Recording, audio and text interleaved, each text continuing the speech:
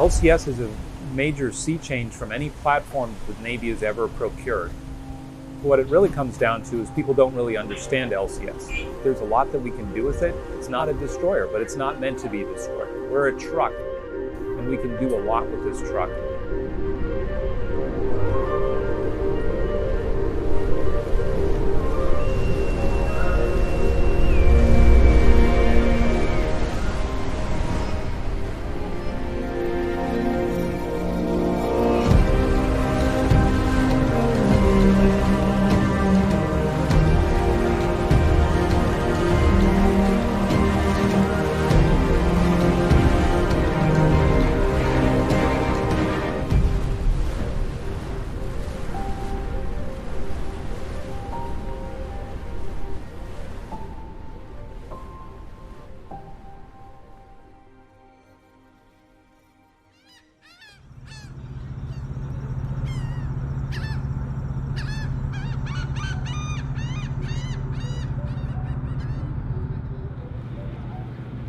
My name is Dominique Michaela Fraser-Jones. I'm a Mineman 3rd Class Petty Officer in the Navy.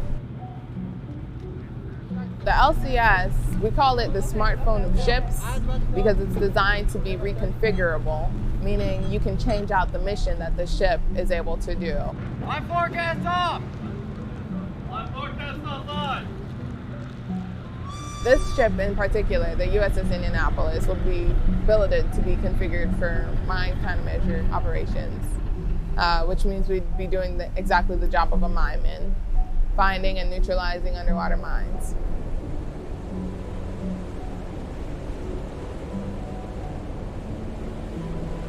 Well, I think if you look at it, mines are an asymmetric threat because they're relatively cheap to produce.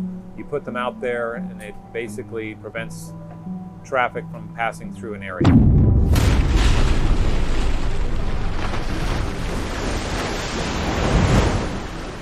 It gives countries that don't necessarily have a real strong capability to project force through aircraft and ships to be able to project force or deny access to other countries by virtue of mining an area. So mines come in different shapes, sizes, and forms. We have moored mines, drifting mines, and bottom mines. Bottom mines sit at the bottom of the ocean floor, waiting for a certain ship to pass over, and it can kind of determine what ship it is based off of certain signatures, like its magnetic signature, its acoustic signature, its volume, its seismic signature, and those are different ways you could set off a bottom mine. I think the threat is very real today, and as countries realize that they can't really match up to the United States in terms of just raw power, that they may resort to those mechanisms because that's the only way that they can gain an advantage or stop our activity.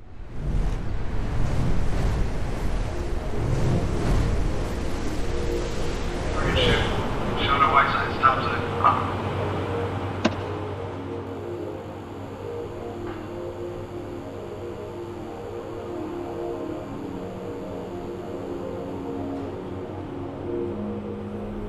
My name is Eric Stabenow. I'm a gunner's mate on board the U.S.S. Indianapolis. I'm the Command Master at Arms and Assistant Anti-Terrorism Officer on board.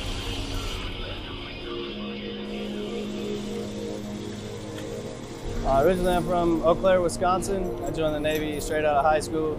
Just wanted to do something different with my life. So I wanted to take an adventure, but use my skills and help out. I wanted to serve. I always was intrigued by the military. I always wanted to be part of the military, and so I figured that was a good place for me. Don't ever adjust my helmet. What's wrong with you? It's mine. Well, Cortez handed. Right there.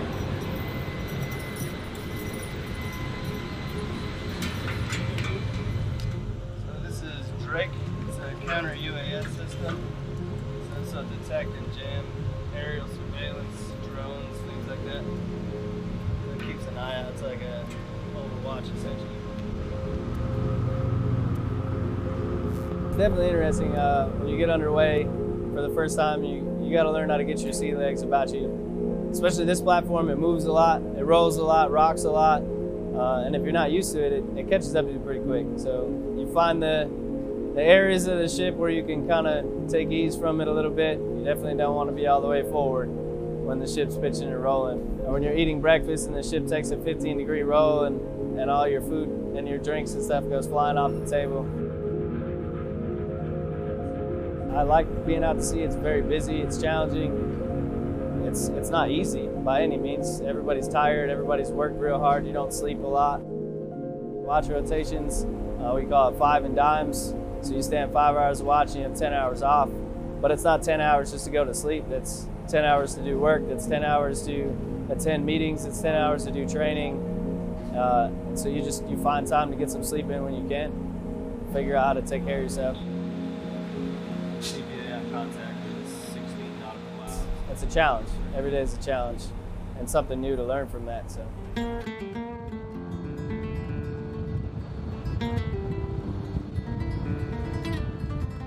The thing that sets LCS apart from a legacy ship is its versatility of its crew.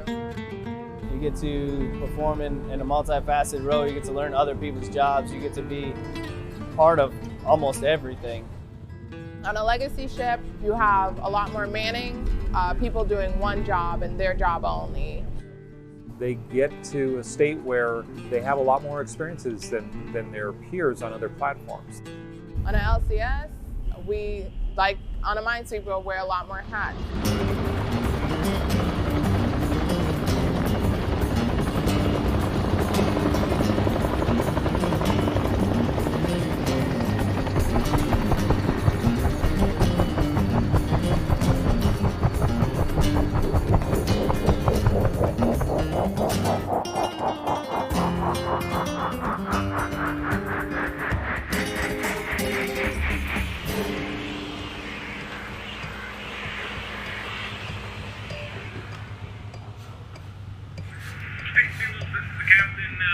I've got a great opportunity here this evening.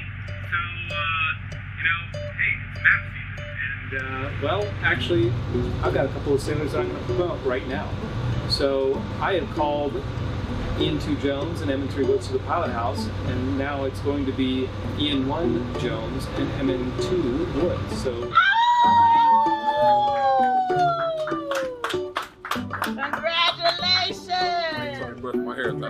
What makes LCS sailors unique is the fact that they have to go through a very long training pipeline. Junior sailors are able to do more things than their peers on other platforms just because we only have so many people to perform similar duties that you would have to fill in other ships. The training that they get out of this really sets them up for success in terms of having a marketability as they go on to other platforms that they can really bring a lot to the fight.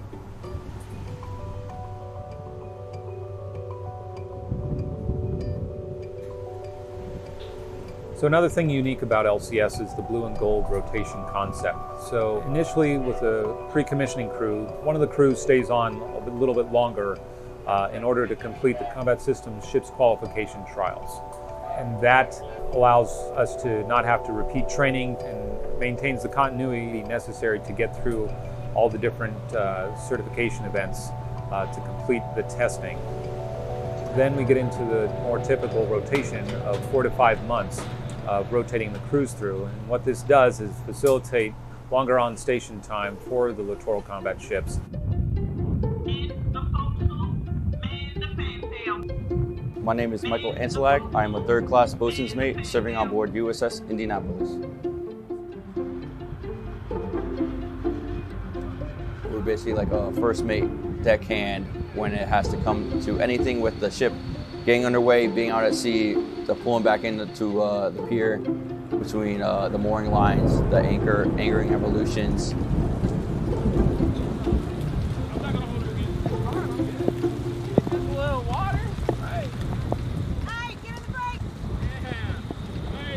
I wake up every day and I never know what the day's gonna be like. Whether if it's flight operations, boat operations, search and rescue, MOB-S, drills, or dropping the anchor, mooring up lines, basically anything on the boat we do maintenance on.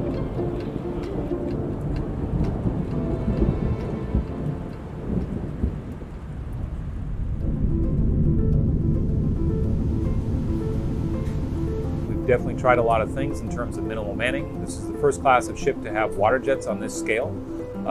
We've definitely changed the whole mindset in terms of training, which I think is a very positive direction that LCS has gone into.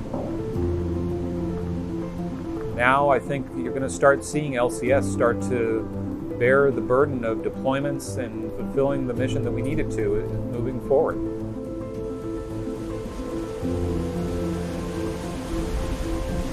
And I think it has a lot of capability in terms of not just the mission packages for the surface warfare, mine warfare, and anti-submarine warfare mission packages that were initially designed, but I think we have a lot of flexibility to take LCS exploring things like embarking SEALs, Force Recon Marines, as well as being a platform to serve as a medical base. You know, you could bring on mobile operating rooms as well as patient care facilities if we needed to evacuate personnel, say in a humanitarian assistance or disaster relief kind of response scenario.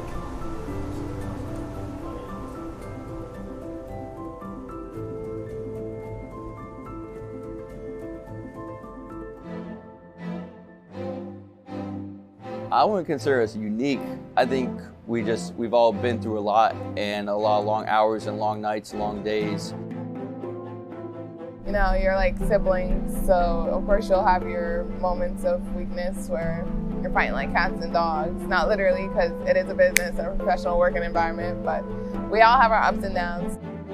You can name almost everybody on the crew. So that's a blessing and a curse sometimes. Sometimes it can be a little bit hectic. People get tired, people get grumpy, and you're always around the same people all the time.